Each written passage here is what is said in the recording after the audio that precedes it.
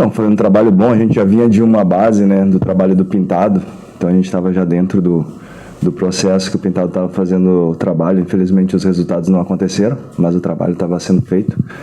E daquilo a gente já pega alguma coisinha para poder trabalhar essa semana e chegar da melhor maneira possível para conseguir retornar a pontuar, fazer bons jogos e mostrar que esse grupo tem uma qualidade e um potencial para jogar essa Série B contra todas as equipes. É isso que a gente tem que demonstrar nesse jogo contra o Mirassol, que a gente vai ter que voltar a tentar as vitórias, mas com consistência de demonstração para o público e para nós mesmos da nossa força. Nós temos que demonstrar força nesse sábado para poder dar sequência nesse campeonato. O tamanho dessa responsabilidade, e se a direção já passou alguma coisa sobre continuidade no cargo?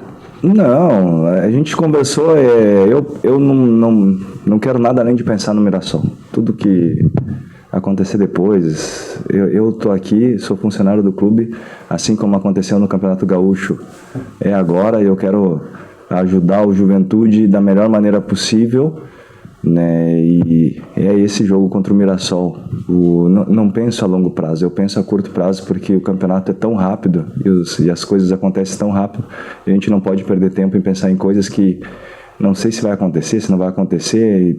Não me importam nesse momento. Nesse momento só me importa o Mirassol e o grupo de jogadores que eu tenho na mão para poder ajudar eles a renderem da melhor maneira possível dentro das características deles e no contexto de equipe, que todos consigam render a 100% para a equipe conseguir evoluir individual e coletivamente.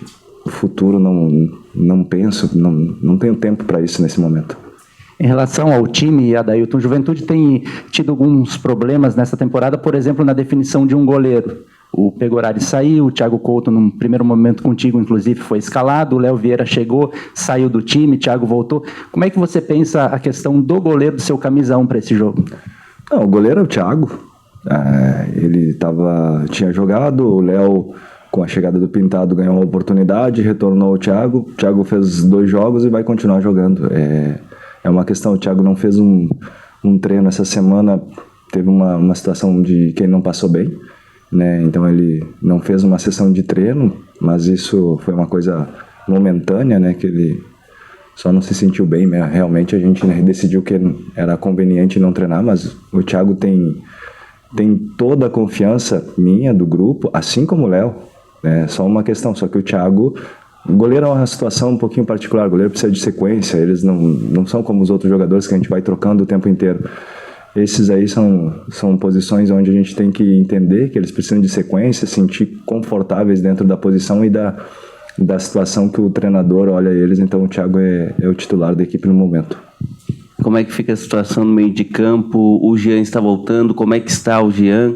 E também do Guerin, né? Um garoto que vem se destacando, foi titular nos últimos jogos, ele segue na equipe?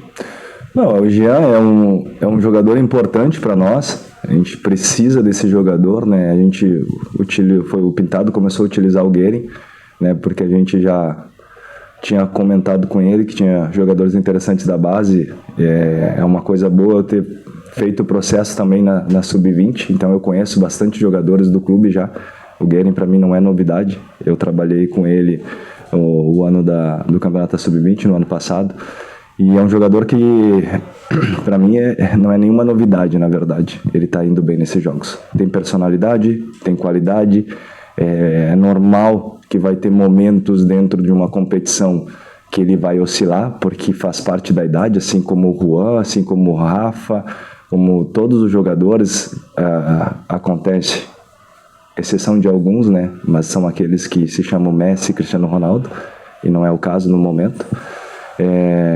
A gente vai dar continuidade ao trabalho com o Guerin, mas a gente sabe que a gente tem o Jean, que é um jogador importante para nós, e que voltando a gente vai ter as opções. É importante para a gente ter opções de jogadores para manter o nível da competição dentro do próprio jogo, mas na competição. São jogos que vai acontecer terça, quarta, sábado, terça, segunda, muito próximos. Então a gente tem que entender que precisa rodar esses jogadores, e ter esses jogadores à disposição é muito importante para a gente conseguir manter o nível de competição dentro dos jogos e nível de equilíbrio da equipe. A gente sabe, né, Adailton, que o David da Hora tem sido criticado por alguns torcedores e contigo, curiosamente, ele viveu, quem sabe, o melhor momento no Juventude, naquele clássico Caju, fazendo os 2 gols importantes. Ele tem a questão da velocidade, drible, tem uma característica diferenciada. Você tem outras opções, o Juan, que é um garoto, o Robertinho chegando, outras alternativas também. Como é que você trabalha a questão desse ataque para o time chegar bem contra o Mirassol? É isso, o David viveu um momento, né, importante ali naqueles 3 jogos ali com a gente, né? Ele fez os gols em 2 jogos, dos 3 que ele fez comigo. É um jogador que tem grande potencial no ataque ao espaço, é um jogador que é importante para a nossa transição rápida. O que aconteceu foi que ele teve oportunidades e não conseguiu concluir em gol. E isso, para um atacante, às vezes, precisa de um pouco de confiança. E isso é o que eu vou trabalhar com ele, que ele tem toda a minha confiança de tentar jogadas, de procurar o gol e de ser um jogador determinante que ele pode ser para nós. Assim como eu acredito que o Juan pode ser muito determinante em situações de jogo. É um jogador que tem o 1 para 1, tem boa finalização. Então são jogadores que eles têm que entender a importância deles e que eles têm toda a confiança para tentar jogadas. Porque lá na frente os erros vão acontecer, mas a gente não pode se omitir. Então eu acredito que a gente trabalhando isso, e para o atacante o melhor remédio é o gol, não adianta. É fazer um gol e tudo parece que depois fica mais simples. Eu já vivi bastante dessa situação, então conheço muito bem essa parte aí e acredito que sábado ele fazendo um gol as coisas vão mudar para ele e o modo de ver as prestações, os modos que ele está jogando dentro do campo, porque ele está fazendo bons jogos. É que quando não finaliza em gol parece que tudo deu errado. Especialmente contra o Guarani, teve algumas oportunidades, não conseguiu finalizar em gol, concluir em gol, e isso parece que ele não fez um grande jogo. Mas é só o gol que vai mudar tudo isso. Tem a possibilidade de utilizar 3 atacantes. Já aproveitando outra pergunta, como é que está o Kelvin? O Kelvin é um jogador que teve uma sequência e o que aconteceu? Ele sentiu uma coisinha, a gente tem que avaliar para ver se vai ter a possibilidade de jogar ou não, a gente ainda não sabe, a gente não vai correr risco, né? Mas é um jogador que sentiu algum desconforto na panturrilha e a possibilidade de jogar com 3 atacantes tem, a gente vai analisar, depende muito do jogo, a gente não pode em uma semana mudar tudo o que foi feito, porque não tem tempo para trabalhar, para mudar grandes coisas, porque você começa a dar muitas informações diferentes do que tinha sido feito, fica difícil de assimilar e você não consegue. Então você tem que manter devagar uma estrutura que já tinha sido feito muito bem feito pelo Pintado em algumas coisas. Outras coisas entram na ideia de cada treinador individualmente, que são as minhas e as deles, como era do Celso, são diferentes, e eu vou colocando enquanto eu tiver tempo de ir trabalhando. Um pontinho de cada vez até a gente conseguir colocar bastante coisas e a equipe pegar uma característica minha que eu acredito de como jogar. Às vezes vai ser com 3 atacantes, às vezes com 2, às vezes com 3 zagueiros, pode ser. O jogo vai determinar como a gente vai jogar. Aproveitar daí, então, perguntar também para ti a questão dessa situação que o futebol brasileiro está passando no quesito de jogadores que têm feito aquelas apostas, alguns suspeitos. Você já deve ter passado por isso, ou visto algo parecido na Itália, né? O que você pensa sobre essa situação que está tomando conta do noticiário? Eu vou te dizer, eu vivi isso na Itália. Vivi e tive companheiros de equipe que participaram disso. E o único modo que foi resolvido foi tendo medidas realmente punitivas pesadas. Então teve jogadores que foram presos, teve pessoas de fora do futebol que foram presas, teve jogadores que foram excluídos do futebol, uns por 1 ano, outros por 2 anos, outros excluídos completamente do futebol. E eu acho que a gente tem que acabar com esse único modo de acabar dessa forma, né? As pessoas saberem que quando tu vai atrapalhar a vida, porque isso atrapalha a vida de muitos profissionais, complica a vida de todo mundo, porque não é um resultado de um jogo. Tem muitos outros profissionais que às vezes não estão nem dentro do campo, que dependem daquilo.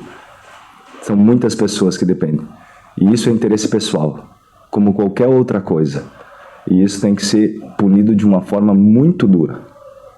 Porque o jogador, ele tem uma responsabilidade também social. Porque isso é uma demonstração que pode se fazer de qualquer forma. Do jeito que eu quero, eu penso só em mim. E a gente critica outras coisas. A gente critica políticos que fazem isso. Você faz a mesma coisa dentro do campo. Com qual moral você critica os outros? Se nós, dentro do esporte, não considerarmos pessoas que devem também dar exemplo disso, assim como acontecia no período do doping, assim como acontece no período das apostas. Antes no Brasil tinha pouco disso porque tinha poucas casas de apostas. Na Europa já é mais antigo isso. Então hoje lá as regras mudaram completamente. Ninguém pode, relacionado ao futebol, pode ter nenhum nome ali escrito dentro de um site de aposta. Não é que não pode apostar. Ninguém pode ter ligação nenhuma. Um treinador, um jogador que hoje faz uma aposta, ou mesmo um parente direto faz uma aposta, tu vem punido. Mínimo de 1 ano. Começa de 1 ano excluído do futebol. Só a partir daí nós vamos começar a mudar as coisas, quando as punições forem severas. Porque se a gente pensar que dá para dar o nosso jeitinho brasileiro também dessa vez, não vai mudar nada. Já tivemos anos passados, a questão dos árbitros. Tivemos isso já. Tiveram punições, parece que foi esquecido aquilo. Hoje tem que ser uma punição exemplar, para que não se repita. Porque isso acaba com o que é a parte mais bonita do que é o do esporte, que é a competição saudável. É o estímulo de trazer o torcedor e a família para o estádio e saber que o resultado ali foi uma questão de campo, de trabalho dos profissionais que trabalharam ali. Não de pessoas que decidiram fazer aquilo ali acontecer de uma forma pessoal deles. Então eu penso dessa forma porque eu já vivi isso. E infelizmente, tiveram alguns amigos, que foram penalizados, mas não é porque são meus amigos que não deveriam ser. Concordo plenamente. Tinham que ser punidos mesmo. Pagaram e entenderam. Espero que tenham entendido, Com alguns que eu falei depois, entenderam o que fizeram. Então, acho que isso tem que servir um exemplo. A gente pega daí, aconteceu, é o exemplo. Tem que dar exemplo. E exemplo é para todo mundo, não para alguns que fica fácil. Porque às vezes a gente quer dar exemplo com os mais fracos. Não, tem que dar exemplo a todo mundo. Todo mundo que está ali. Time grande, time pequeno, jogador de nome, jogador de menos expressão, categoria Série A, Série C, igual. Todo mundo tem que pagar da mesma forma.